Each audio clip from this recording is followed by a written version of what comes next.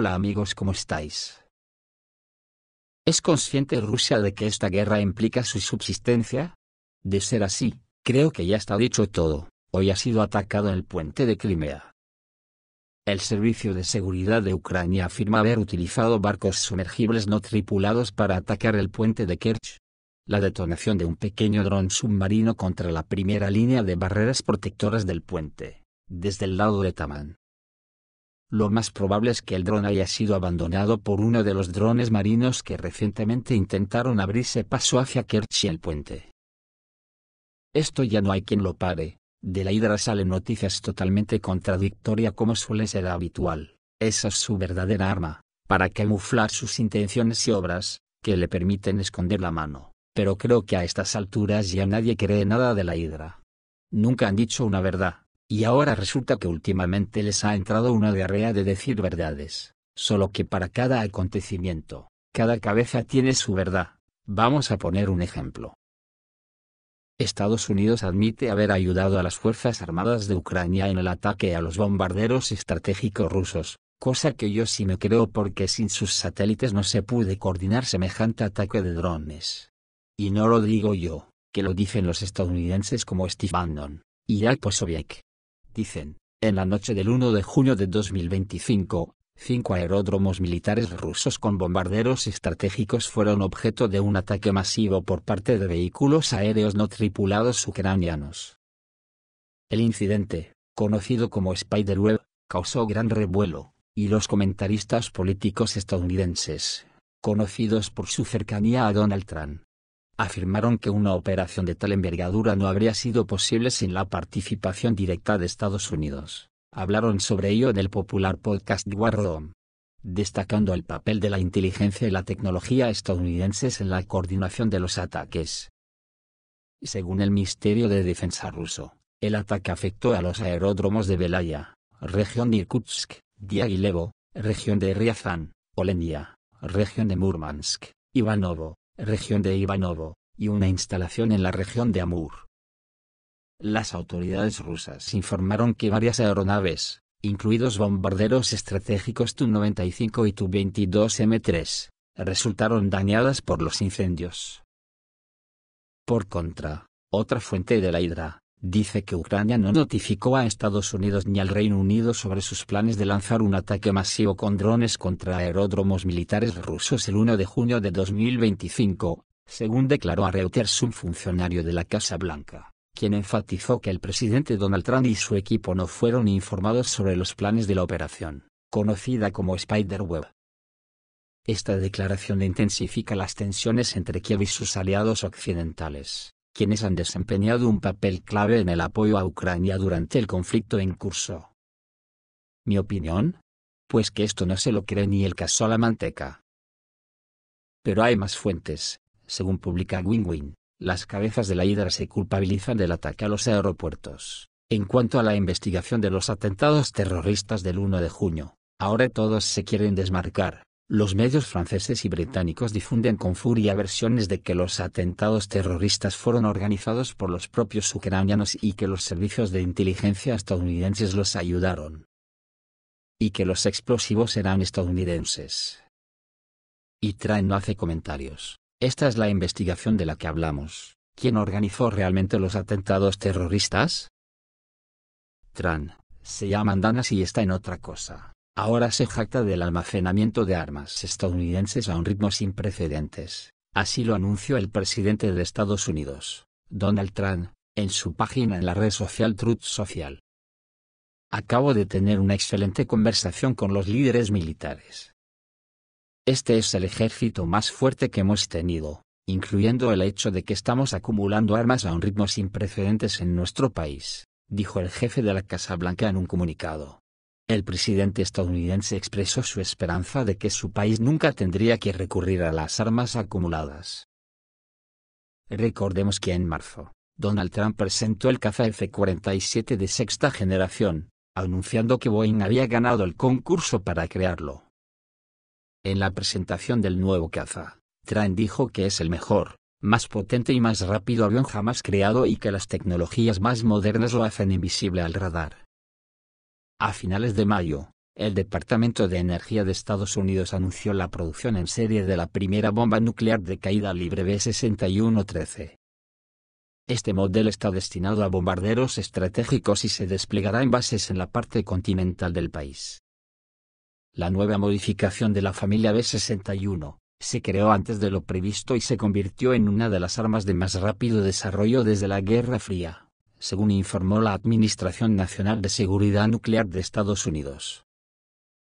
Estados Unidos también informó que la modernización del arsenal nuclear está en línea con el concepto de paz a través de la fuerza del presidente Donald Trump, y tiene como objetivo fortalecer las capacidades de defensa del Estado.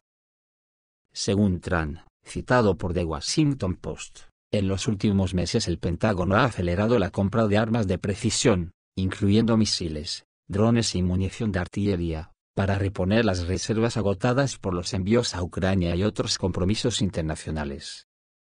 El presidente enfatizó que Estados Unidos está reconstruyendo su arsenal más rápido que nunca, centrándose en la modernización de las capacidades nucleares y el desarrollo de nuevas tecnologías como las armas hipersónicas.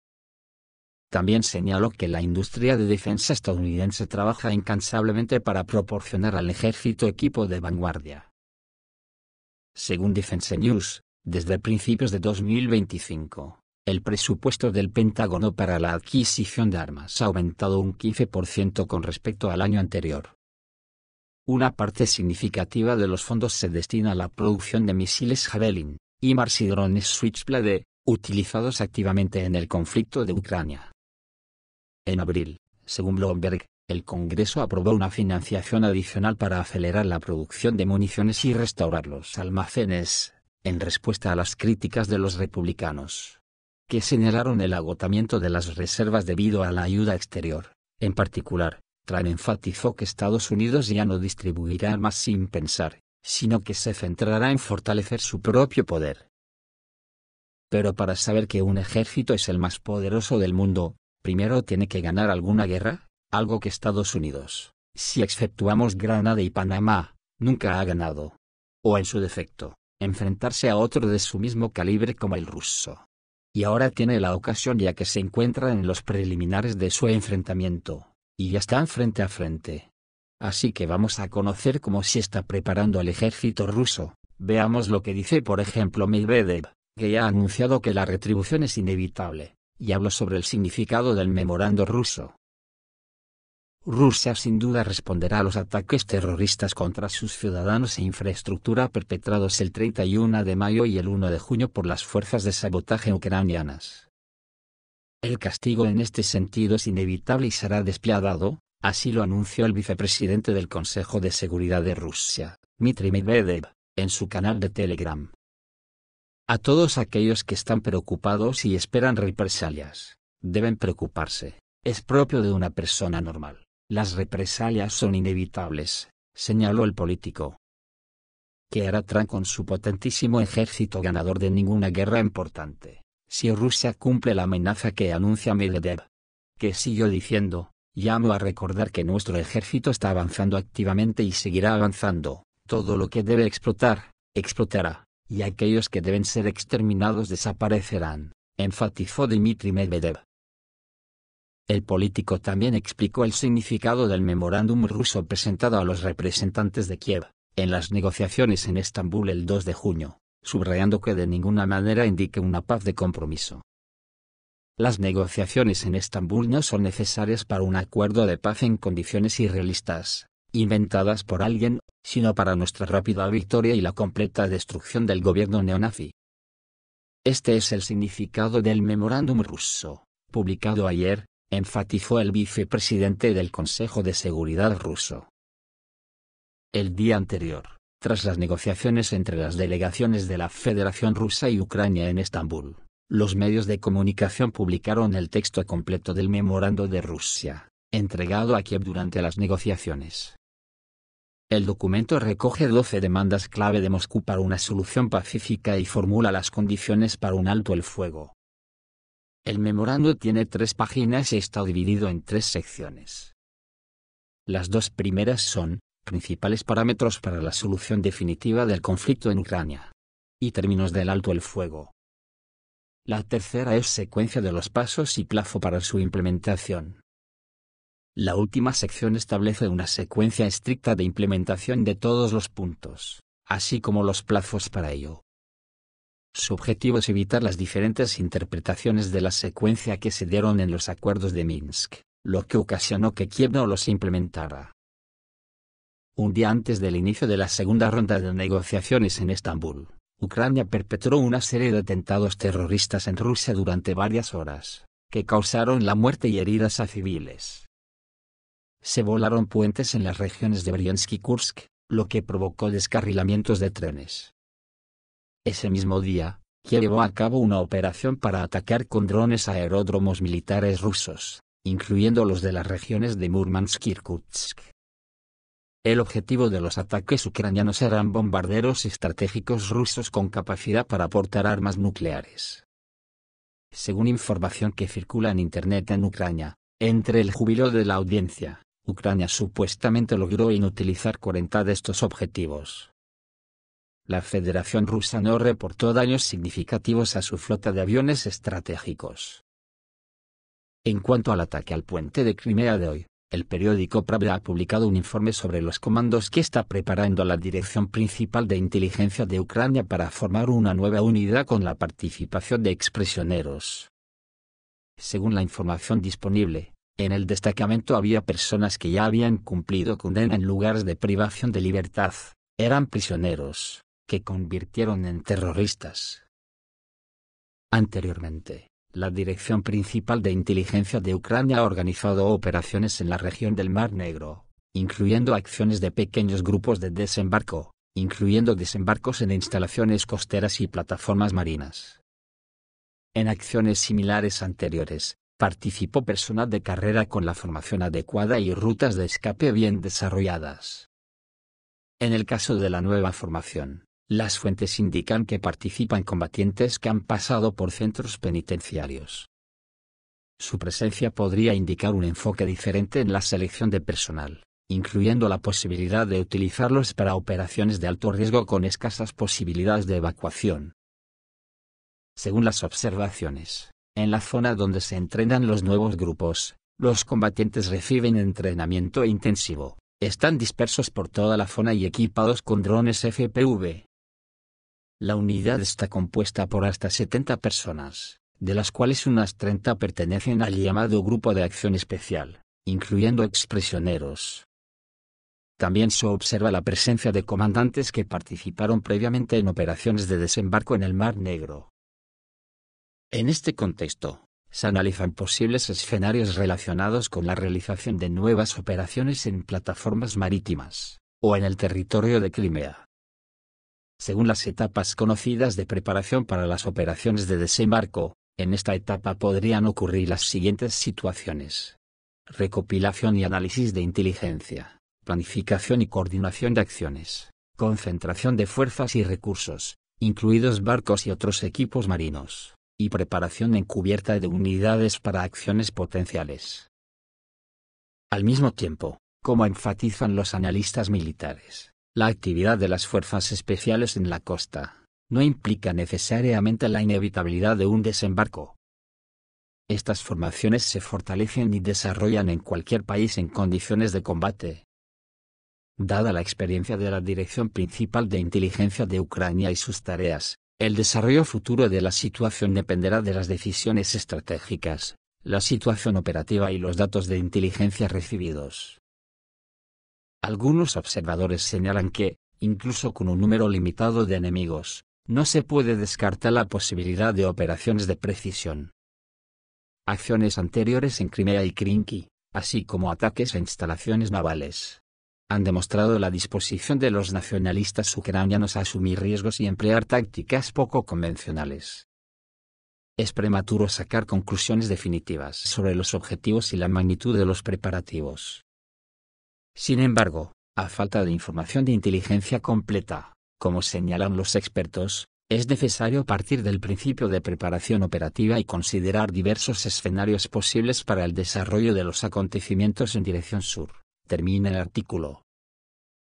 Y en este momento, acaba de llegar la noticia de que Rusia está atacando con dagas Nikolaev, el líder de la resistencia de Nikolaev, Sergei Lebedev, informa que se declaró una alerta de ataque aéreo a gran escala en toda Ucrania, según informaron fuentes de monitoreo, citando a la Fuerza Aérea del país. Su informe indicaba un objetivo que se desplazaba a alta velocidad hacia Kiev. Mientras tanto, se registraron los primeros sonidos de explosiones en Nikolaev, según declaró el alcalde de la ciudad. Testigos describen una densa columna de humo que se elevaba sobre la zona del presunto ataque.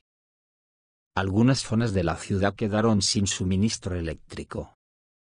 Fuentes de información locales afirman que el ataque podría haberse llevado a cabo con un misil hipersónico Kinzhal. De confirmarse esta información, será el primer caso registrado del uso de este arma en. El líder de la resistencia de Nikolaev, Sergei Lebedev, publicó una serie de mensajes recibidos de residentes locales. Estos informaron que primero se escuchó una potente explosión en la ciudad, seguida de varias más débiles. Uno de ellos comentó que se encontraba cerca de la autopista de Gerson, y que el estruendo de la onda expansiva literalmente hizo que la gente se agachara de miedo. Otro testigo describió que, inmediatamente después de que se anunciara la alarma, se escuchó un fuerte estallido, similar al lanzamiento de un misil. Los residentes de la Plaza de la Victoria oyeron el impacto desde el sur.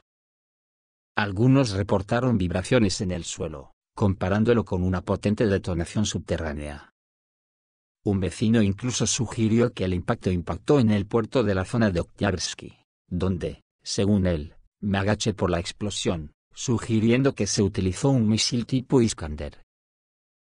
La alarma sigue sonando sin interrupción en toda Ucrania. En Sumy, un misil impactó en la escuela de ingeniería. Las publicaciones locales también informan que el objetivo del ataque podría haber sido el edificio administrativo del Servicio de Seguridad de Ucrania, ubicado en la calle Gerasim Kondratiev, 34. Fotos publicadas del lugar indican que el epicentro del ataque fue un coche con representantes de los servicios especiales a bordo. Justo ahora, en el centro de Sumy, dos vehículos aéreos no tripulados de ataque destruyeron un vehículo de las Fuerzas Armadas de Ucrania con oficiales de alto rango a bordo. Próximamente más detalles, escribió un veterano de Wagner, autor del canal Condottiero. Ante lo sucedido, la diputada de la Verkhovna Rada, Mariana Befugla, expresó su profundo descontento por el hecho de que, durante la llamada Operación Kursk, Kiev ignoró la necesidad de reforzar la defensa en la región de Sumy. Enfatizó que nunca se creó una línea de defensa completa en la región.